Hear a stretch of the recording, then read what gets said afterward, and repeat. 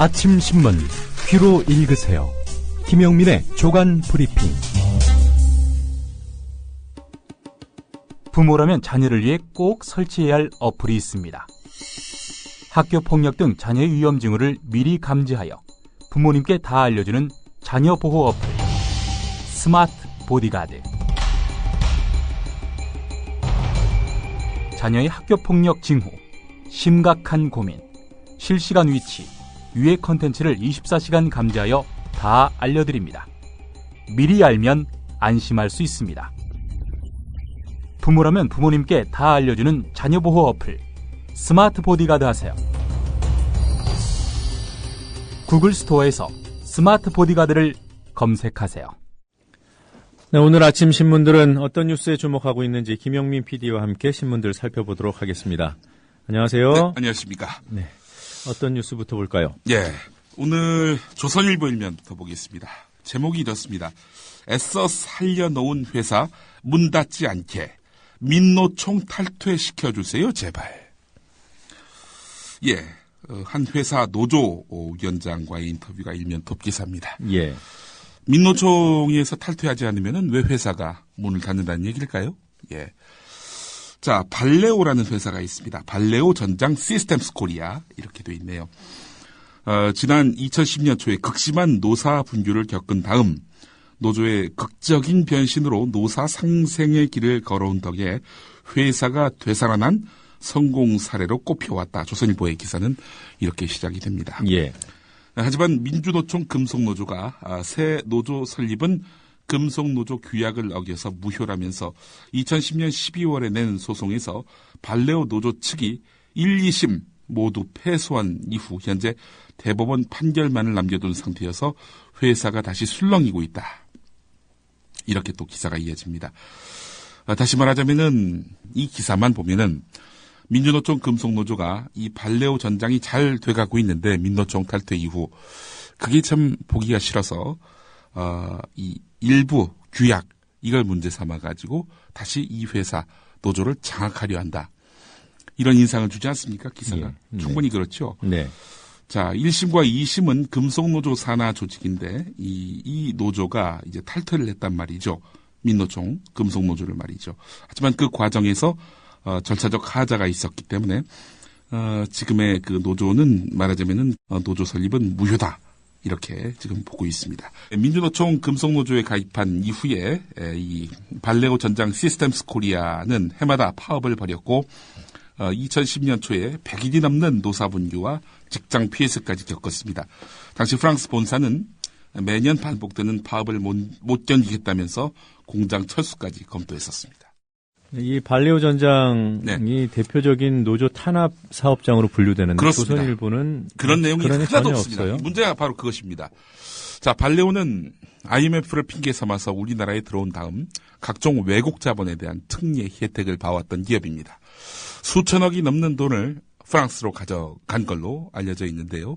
그리고 2009년과 2010년에도 현재의 사장이 발레오가 프랑스로 철수하려 한다면서 노동자들에게 엄청난 양보를 받아냈었습니다. 자, 그와 관련한 내용을 조선일보는 외면하고 있습니다. 노동조합에서 파업을 하지 않았음에도 불구하고 회사 측은 공격적인 직장 폐쇄를 자행했고 2012년 국정감사에서는 노동조합을 파괴하기 위해서 고용노동부 직원까지 포함해서 공모해왔던 사실이 밝혀지기도 했습니다. 지난 7월 16일자 한겨레와 경향신문 제목만 소개해드리겠습니다. 노조 사무실 단전단수의 농약 살포까지 판결을 짓밟는 발레오. 그리고 노조원을 패도 돼요? 객값을 물어주면 되지. 발레오 사측 막말. 이런 제목입니다. 직장 폐쇄, 용역 깡패 투입, 노조 탈퇴 공작, 노조 와해 이런 것들을 착착 진행해온 회사가 바로 발레오입니다. 예, 이런 분명히 드러난 사실이 있음에도 불구하고 조선일보는 이런 내용을 전혀 보도하지 않고 있습니다. 조선일보가 이걸 지금 쟁점화한 만큼 이 사태의 정확한 시시비비를 뉴스바를 통해서 한번 가려보도록 하겠습니다. 네. 그 조선일보 기사 내용에 보면은 뭐 규약 얘기를 하잖아요. 금속노조에 들어가는 건 되고 나오는 건 사실상 불가능한 이 규약은 과연 누구를 위한 규약이냐. 그러니까 제가 이 기사를 보면서 전교조에 관한 조선일보 보도가 생각이 났어요. 악법도 법이니까 지키라는 거 아니었습니까? 예, 그렇죠. 전교조에는 악법도 법이다. 민노총 그리고 반려 노조에 대해서는 누구를 위한 법이냐. 예. 사실 어제도 잠깐 김영민 PD께서 사 언론 같은 경우에 예. 어떤 경향성을 띌 수 있다 이런 말씀을 하셨잖아요. 예. 근데 저도 경향성 자체에 대한 비판을 하지는 않습니다. 그럴 예. 수 있고 그것을 밝힌다면 예. 그것도 하나의 언론 행태라고 볼 수 있는데 예. 경향성이 나쁜 건 아니지만 예. 이중잣대와 결합된 경향성은 악입니다. 예. 이 조선일보 보도를 본 말이죠. 1심, 2심 판결에 대해서 상당히 불만이 많아요. 대선 불복은 안 되고 판결 불복은 되는 겁니까? 조선일보는? 국민참여재판도 그렇게 억지를 부려가면서 폄훼하더니 말이죠. 예. 어제 제가 이 시간을 통해서 말씀드렸습니다마는 조선일보는 불과 5년 전만 하더라도 국민참여재판 확대해야 한다. 행여나 이걸 모르고 피고인들이 신청을 안 할까 봐 걱정을 하는 그런 내용까지 사설에 담았던 조선일보 아닙니까? 하여간 계속 자기들의 이익과 정치적 책략에 부합하지 않는 판결 또 이런 정치적 선택들에 대해서 끝없이 폄훼하고 또 무력화시키려 하는 이런 조선일보의 그 시도, 예, 우리는 좀 제대로 직시할 필요가 있습니다. 네, 그러니까 언론이 제도의 개선을 요구할 수도 있고요. 네. 아무리 법률이라 할지라도 문제가 있으면 지적할 수 있습니다. 그런데 조선일보의 보도는 법이나 구조에 대한 문제 지적이 아니라 개별 건건이 나온 판결에 대해서 문제 제기를 하는 거거든요. 이거는 그렇습니다. 법 위에 군림하고 싶다는 그런 의지로 읽히는 부분이에요. 예. 자, 오늘 조선 동안을 또 제대로 볼 필요가 있는데요. 어제 경기 화성갑과 경북 포항 나물릉 국회의원 재보선이 있었지 않습니까? 네. 새누리당이 두 곳 모두에서 완승했습니다. 다른 모든 언론은 사실상 이 서청원에 귀환 이후에 친박 진영 내 권력 지형이 바뀔 가능성이 있다. 여기에 무게를 두고 집중적으로 분석을 하고 있는데 오늘 조선일보와 동아일보는 상당히 뉘앙스가 다릅니다. 조선일보 제목 보겠습니다. 서청원 7선, 여야 득표율 격차 대선 때의 2배. 이게 뭘 의미하겠습니까? 대선 불복하려는 야당들 봐라. 지금 이렇게 지금 너희들이 계속 대선 때, 그 댓글 사건 때문에 승부가 뒤집혔다 이런 식으로 말하고 있는데, 하지만 이번 재보선을 보면은 특히 수도권에서 있었던 선거에서 격차가 2배 벌어지지 않았느냐. 이런 식의 이제 뉘앙스를 잔뜩 담고 있단 말이죠. 예. 물론 3면 분석 기사에서는 이실직고를 합니다. 후보 중량감에서 큰 차이, 낮은 투표율도 영향 이렇게 말하고 있습니다. 자, 대선 때의 2배. 근데 보십시오. 예. 득표율 격차가 2배 난 거 맞죠? 예. 근데 유권자 대비 실질 득표율이라는 개념이 있지 않습니까? 예. 그러니까 투표율과 무관하게 지금 현재 이 지역의 유권자 가운데 몇 퍼센트의 지지를 받고 국회의원이 됐느냐. 예. 서청원 후보 같은 경우에 요번에 유권자 대비 실질 득표율은 20%입니다. 예. 박근혜 후보가 대선에서 당선될 때의 실질 득표율이 39.1%였어요. 예. 실질 득표율이 반토막 난 거죠. 예. 덮어놓고 여야 후보 격차가 이 정도 났다. 만으로 이렇게 제목을 뽑는 거 이건 좀 무리죠. 무슨 의도를 담고 있는지 확연히 또 보이기도 합니다. 네. 동아일보는 더 어처구니가 없습니다. 재보선 낙승 새누리 국정 동력 얻다. 이게 일면 제목이고요. 3면으로 가보면요. 국정원 의혹보다 지역 일꾼론 더 먹혔다. 예. 이번 재보선을 통해서 어떤 정치적 여파가 있기를 바라는지 동아일보의 염원, 희망이 여기 여실히 녹아 있습니다. 또 그런 측면도 있겠지만은 또, 종편, 제어가 심사가 또 다가오고 있는 상황이다 보니 또 적절하게 새누리당 또 여권에게 뭔가 좀, 잘 보이려는 그런 의도도 숨어 있는 것 아닌가. 이렇게 보실 분들도 있지 않겠는가. 아니, 동아일보는 그렇다고 치고요. 예. 근데 YTN은 왜 그렇습니까? YTN? YTN 제목을 제가 읽어드릴게요. 예. 새누리, 국정 운영 탄력, 예. 민주, 예. 대여 공세 제동. 이 대여공세제도 그런 말은 또 처음 듣는데 조중동에서도 뽑지 않는 제목을 YTN이 달고 있군요. 예. 자, 민주당은 이번 선거 왜 졌을까? 이 어제 보니까 상황실도 안 만들었다 하더만요, 보니까. 재보선, 개표 상황을 파악할 상황실조차도 만들지 않았다 하니, 이거 완패를 이미 예견했던 거 아니겠습니까? 한겨레의 분석은 이렇습니다. 오늘 6면에 관련 기사가 있는데, 왜 민주당은 졌는가? 정치적 호재 못 살리고 속수무책 완패. 이런 제목을 달고 있는데요.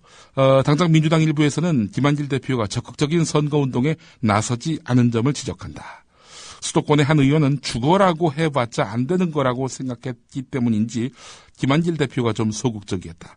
아무리 어려운 선거라 해도 김한길 대표가 화성에 며칠씩 머물며 온 힘을 쏟아부었다면 새누리당의 압승을 안겨주지 않았을 것이고 김한길 대표의 리더십도 재평가를 받았을 것이다. 이런 이야기입니다. 자, 민주당 일각에서는 또 손학규 상임고문을 원망하는 목소리도 이어지고 있다. 한 중진 의원은 독선, 독주, 오만의 극치인 박근혜 대통령에게 한방 날릴 기회였는데 손 고문이 판단을 잘못했다며 손 고문을 비판했다. 하지만 손 고문의 불출마를 온전히 그의 탓으로만 돌릴 수 없다는 지적도 있다. 한 재선 의원은 불출마를 결정한 손 고문도 잘못이지만 그를 더 설득하지 못하고 쉽게 포기해버린 김한길 대표도 문제다. 이기기 어려운 공천을 했는데 의원들이 어떻게 신이 나서 선거운동을 할 수 있었겠는가? 이렇게 반문했다는 겁니다. 이런 기사는 빨리빨리 넘어갑시다. 예. 오늘 국민일보 기사가 상당히 눈길을 끕니다. 이 홍영표, 지금 민주당 부평 국회의원 아닙니까? 이분은 또 지난 대선 때 문재인 캠프 상황실장을 맡았었습니다. 예. 비망록을 발간을 했는데 이런 내용입니다. 안철수 후보가 이제 대선 때 대선 후보에서 사퇴하겠다. 대신에 문재인 지원해달라.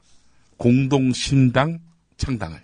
그러니까 민주당을 해산하고 새로운 당을 창당하는 데 있어서 문재인이 이렇게 나서달라. 대신 그 당의 전권은 나에게 달라.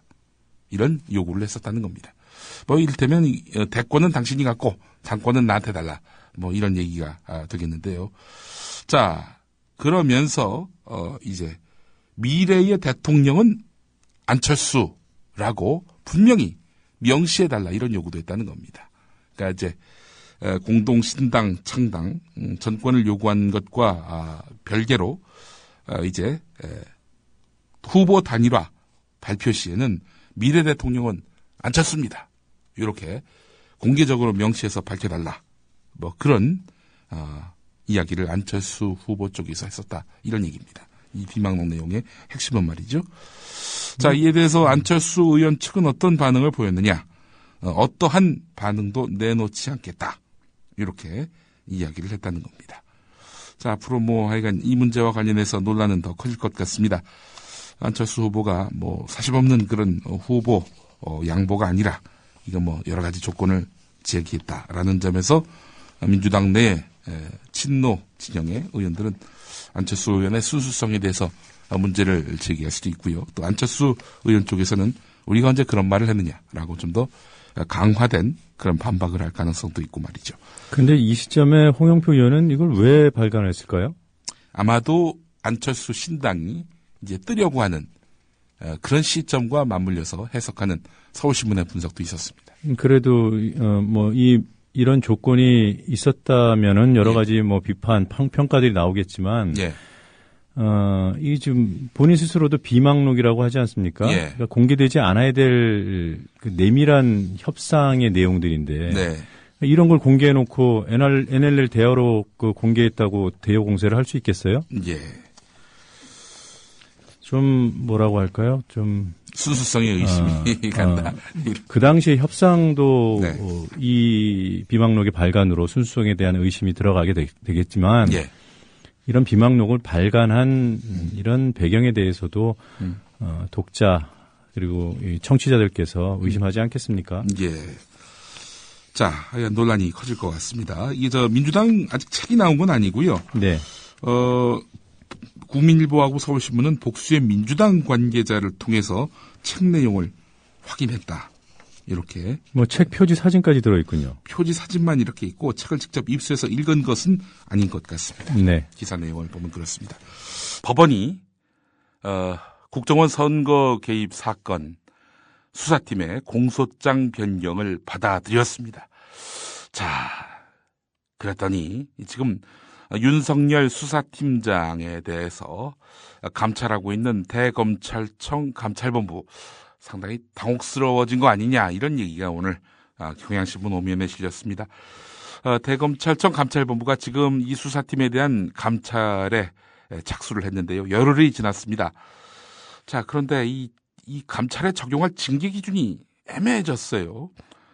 우선은 그 보고 누락이 가장 큰 문제인데, 하지만은 이 조영곤 지검장은 그 윤석열 팀장이 집에 왔다, 사단만 나눴다, 정식 보고는 아니었다 이렇게 얘기하지만 이 구체적인 매뉴얼이 없습니다. 향후 수사팀이 상부에 보고할 때 어디서 어떤 방식으로 보고해야 하는지 이런 매뉴얼이 없는데 어떤 뭐 근거를 갖고 징계를 해도 징계해야 되는 거 아니겠습니까? 윤석열 팀장은 그 집에 가가지고 자기는 보고했다 이렇게 밝히고 있는 상황이고, 그래 집에 가서 보고한 거에 대해서 또 조영곤 중앙지검장은 그런 보고조차 받지 않았다 이렇게도 이야기하는 입장은 아니고요. 일단 보고를 받았으면 시사를 했습니다. 지난번 국정감사 자리에서 말이죠. 장소가 조영곤 지검장 집이었기 때문에 그건 보고가 아니다 이렇게 얘기하기엔 그와 관련한 그런 규정이 없다는 점, 이 점이 문제입니다. 하여간 이런 문제가 있고요.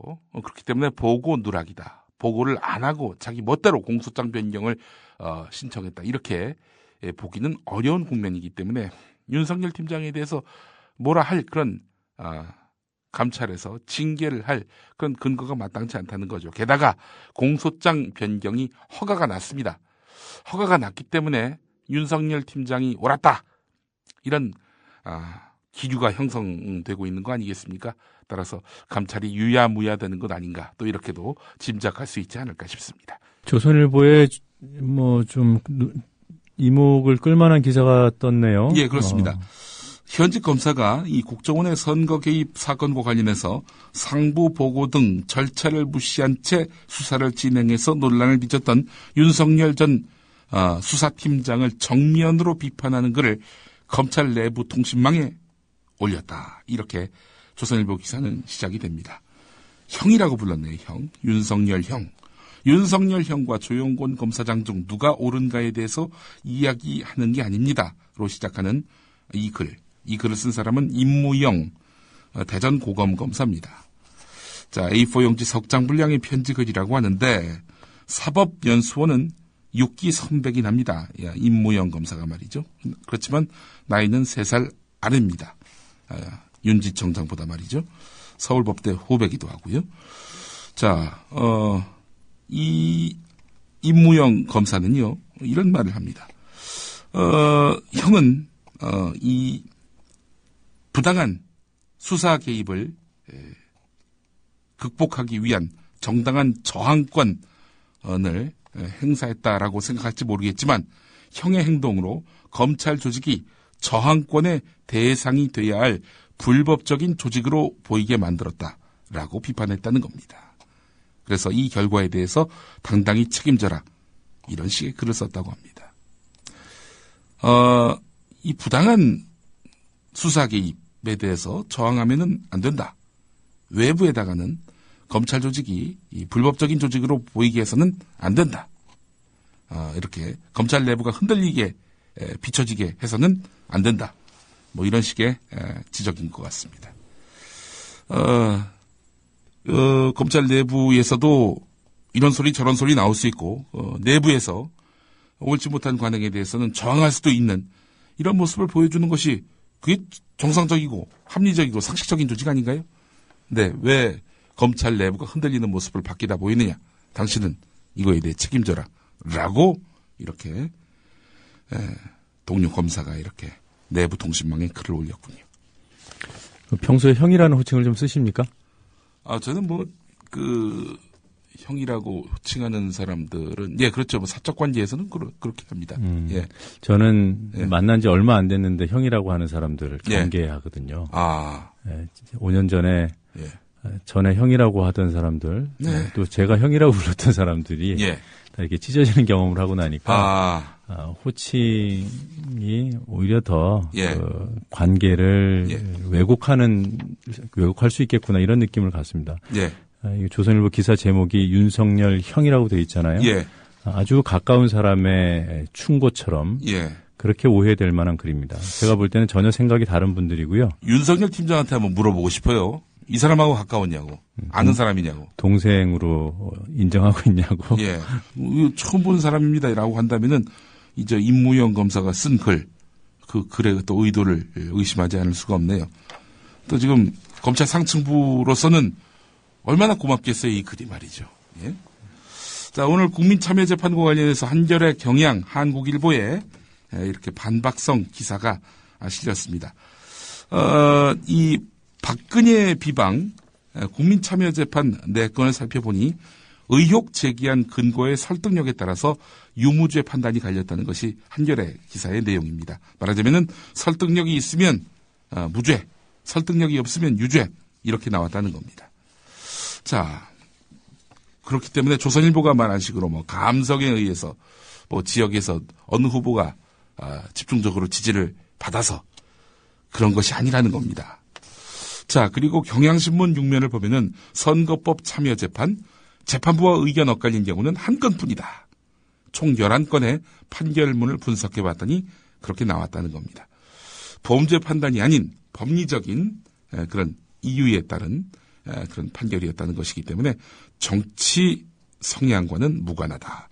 이런 분석입니다. 한국일보의 제목은 좀 더 노골적입니다. 국민참여재판 정쟁, 색안경 낀 당신이 틀렸소. 이런 제목을 달고 있습니다. 이건 따옴표도 없습니다. 한국일보의 이야기입니다. 이게 감성으로 판결이 좌우된다. 검사가 설득을 잘못했다. 이렇게 한국일보는 반박하고 있고요. 지역에 따라서 판결이 다르다. 유사 사건인 그 유사 사건의 경우 호남이나 영남이나 똑같은 판결이 나왔다. 또 이렇게 반박하고 있고요.